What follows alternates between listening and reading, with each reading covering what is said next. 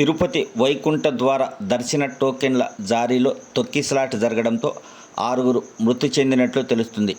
తిరుపతిలో వైకుంఠ ద్వార సర్వదర్శన టోకెన్ల జారీలో అపశృతి చోటు చేసుకుంది. టోకెన్ల జారీ కేంద్రాల వద్ద తోపులాట జరిగింది. తిరుపతిలోని 3 ప్రాంతాలలో భక్తుల మధ్య తోపులాట చోటు చేసుకోగా శ్రీనివాసం వద్ద తమిళనాడు సేలంకు చెందిన భక్తురాలు మృతి చెందారు. బైరాగి పట్టేడ రామానాయుడు స్కూల్ వద్ద ఉన్న కేంద్రంలో జరిగిన తోపులాటలో 4 అస్వస్థతకు గురయ్యారు.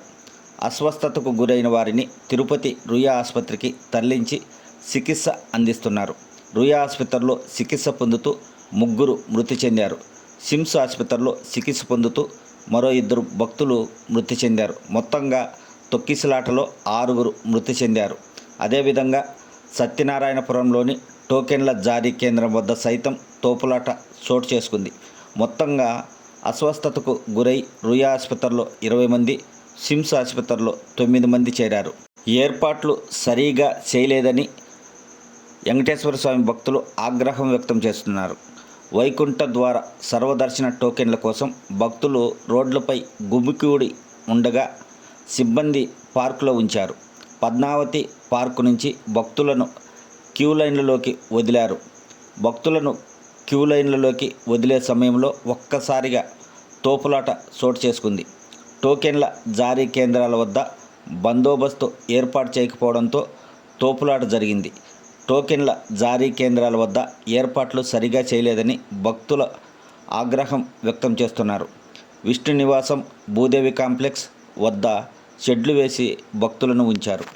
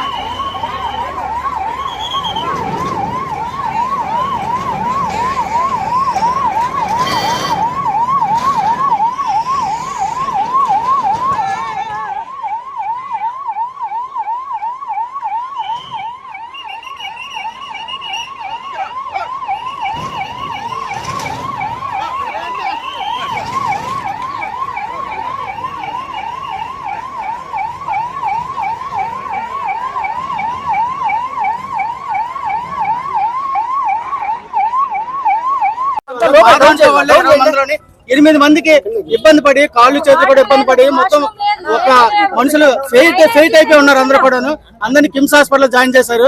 నాయకులందరూ కూడా వస్తున్నారు, చూస్తున్నారు. ఎవరు ఏమీ లేదు. పోలీసులు అందరినీ వేస్ట్ గా చూస్తున్నారు. దరిద్రులాగా ఉన్నారు అందరూ.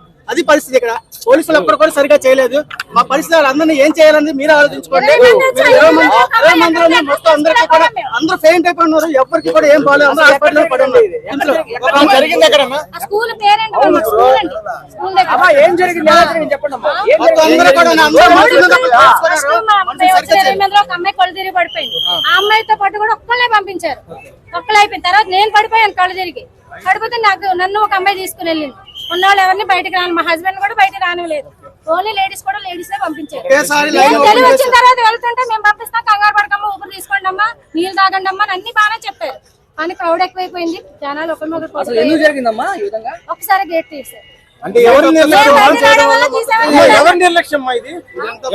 ప్రజలది ఉందండి, పోలీసులది ఉంది. కానీ పోలీసులది ఎక్కువ ఉంది. ఎందుకంటే పోలీసులు ఎక్కువ ఉన్న వాళ్ళు సరైన మార్గంలో పెట్టలేకపోయారు. ఇదంతా పోలీసుల వరకు ప్రాబ్లం.